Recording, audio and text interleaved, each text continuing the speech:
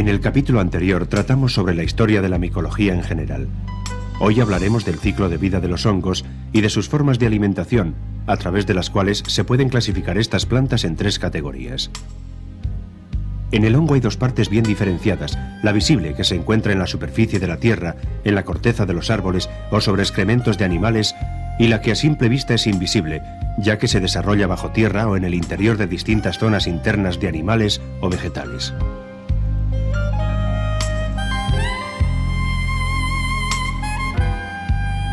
La primera parte es la que conocemos comúnmente por seta y botánicamente por carpóforo, y la segunda es la que está constituida por filamentos o hifas, siendo el conjunto de estas hifas lo que constituye el llamado micelio o aparato vegetativo de la planta.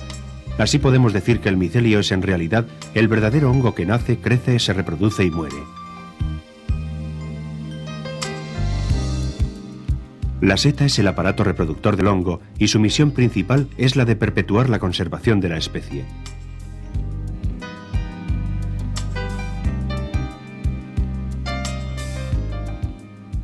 La seta lleva las esporas que al madurar y desprenderse dan lugar a nuevos hongos.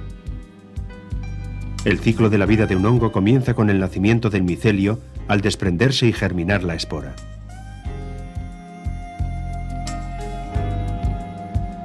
En una de las extremidades de esta se abre una pequeña fisura, a través de la cual desarrollan unos tubos germinativos largos, delgados y blanquecinos que se denominan micelios primarios.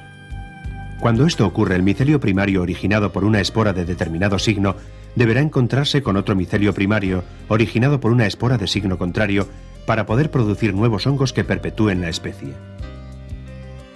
De la unión de 2 micelios primarios de distinto signo se forman los micelios secundarios algo más gruesos. Estos serán los que verdaderamente darán lugar al nacimiento de las setas.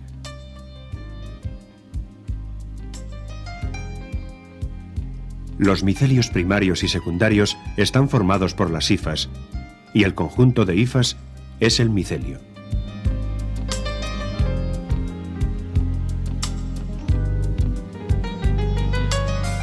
El número de esporas que desprende una seta para reproducirse alcanza en ocasiones miles de millones. Sin embargo, la mayoría de ellas no llegarán a germinar nunca por no encontrar las condiciones apropiadas para su desarrollo. Dentro de los denominados hongos superiores, u hongos que tienen su aparato reproductor bien visible, se pueden distinguir 2 grandes grupos: los basidiomicetos y los ascomicetos. Ambos se distinguen fácilmente al microscopio, pero no es tan sencillo a simple vista. En la categoría de los basidiomicetos se encuentran las setas más populares y la mayoría de las comestibles y venenosas conocidas. Son pues el grupo de mayor interés para los seteros aficionados. Es importante entonces dar prioridad a este grupo a la hora de continuar con el estudio de su ciclo de vida. El micelio que forma el aparato vegetativo de un hongo basidiomiceto tiende a crecer en forma de círculo, lo que da lugar a que las setas que nacen de ellos crezcan asimismo formando un círculo claramente visible sobre el terreno. A estos círculos se les da el curioso nombre de corros de brujas.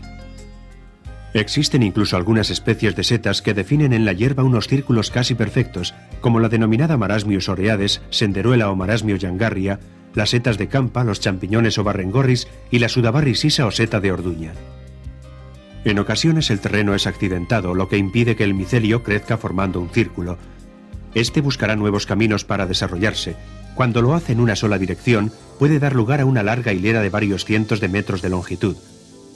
El hongo entonces puede llegar a ser el ser vivo más largo de la Tierra. Ahora veamos cómo se forma la seta o carpóforo.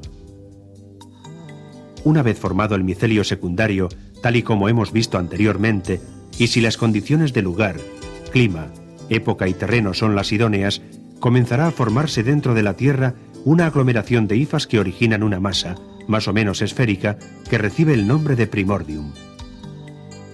En este primordium, seguidamente, comienzan a formarse poco a poco las partes constituyentes de la futura seta, es decir, lo que serán en un futuro el bulbo o tallo subterráneo, el pie, las láminas y el sombrero, entre otros.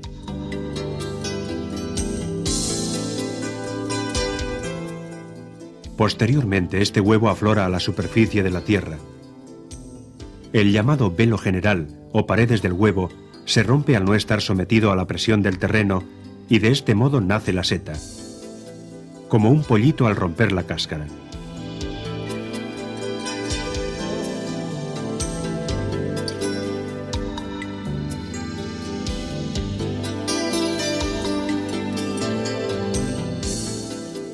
El micelio permanece en el suelo y puede vivir durante largos años. La duración de la vida de las setas carnosas, que son las más abundantes, sin embargo, es corta.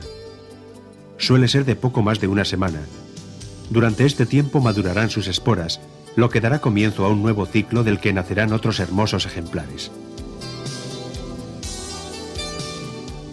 Los hongos son seres vivos pertenecientes al reino fungi. Son organismos criptógamos, o sea que carecen de flores y talofitas, como los líquenes, algas y bacterias. Este último grupo se caracteriza por estar desprovisto de vasos, tallos, raíz propiamente dicha, hojas y flores. Únicamente poseen un cuerpo vegetativo que se denomina talo, de ahí su nombre de talofitas. A diferencia de las plantas, los hongos carecen de clorofila. Al no poseer esta sustancia, no pueden realizar la fotosíntesis, fenómeno a través del cual la planta se nutre a sí misma.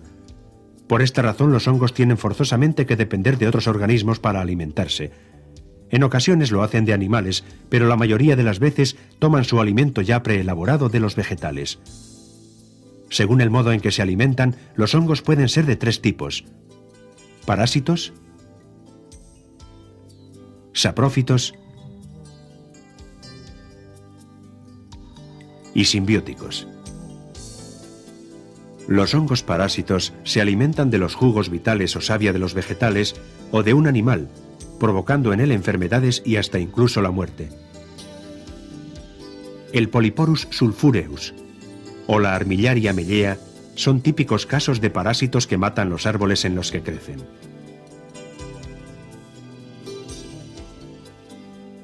Las esporas de estos hongos se introducen en los árboles a través de alguna fisura producida por la rotura de una rama o por la mordedura de algún roedor. Una vez dentro, algunas germinan dando lugar a los hongos y estos a las setas que vemos sobre la corteza.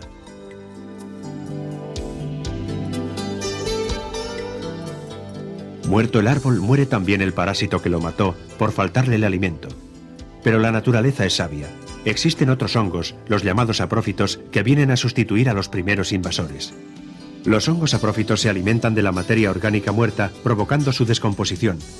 Estos hongos desempeñan un importante papel en lo que respecta al reciclaje de la materia, ya que convierten estos desechos inservibles y perniciosos en agua, sales minerales y otros gases y compuestos que hacen más fértil la tierra. De este modo contribuyen a crear el mantillo o humus que alfombra muchos bosques. Los hongos saprófitos contribuyen a liberar estos espacios y a hacerlos más transitables. Dentro de este tipo de hongos se encuentran aquellos que ayudan al proceso de elaboración de alimentos que requieren fermentación, como las bebidas alcohólicas y algunos quesos. También son de destacar los aplicados al campo de la medicina, como la penicilina, entre otros. La simbiosis es una forma de vida muy común en los hongos y podría definirse como una alianza o ayuda mutua entre un hongo y otro ser del reino vegetal. El hongo toma de ella su alimento que necesita para vivir, pero le proporciona un beneficio a cambio. Una manifestación simbiótica muy conocida es el denominado proceso de micorrización.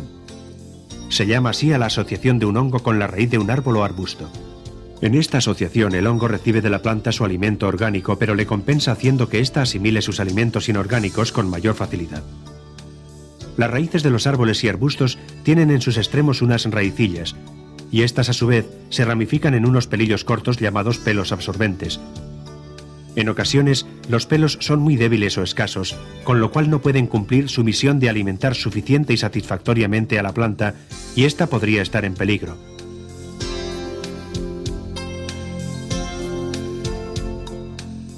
Es aquí donde el hongo prestará sus servicios, compensando el favor de la planta.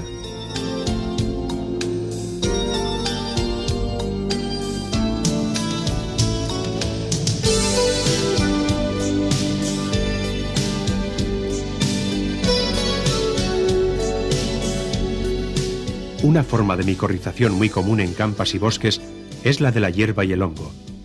En esta asociación el hongo recibe de la hierba su alimento y le compensa suministrándole nitrógeno. Con el nitrógeno se forman los nitratos y nitritos que sirven a la hierba como un eficaz abono. Esta crecerá entonces con más fuerza y vigor y su coloración será de un verde más oscuro y brillante. Este crecimiento acelerado produce sin embargo un envejecimiento prematuro de la hierba, por lo que se volverá algo más amarillenta que el resto que está a su alrededor. Este factor, la diferencia de color de la hierba, nos indicará que debajo de aquellas hierbas vive un hongo, y si el hongo ha fructificado, sabremos que podremos disfrutar recolectando unas buenas setas como las setas de orduña o udabarri sisas. El líquen es la simbiosis entre un alga y un hongo. En lugares tan inhóspitos como las inmensas llanuras próximas al círculo polar ártico, los líquenes son en ocasiones los únicos alimentos que pueden encontrar los renos. Curiosamente, la gran resistencia de esta planta a los fríos heladores de estas regiones es gracias a los hongos. No aconsejamos a los aficionados seteros desplazarse a tan recónditos lugares en busca de hongos, ya que mucho más cerca de lo que ellos piensan pueden encontrar cientos de interesantes variedades.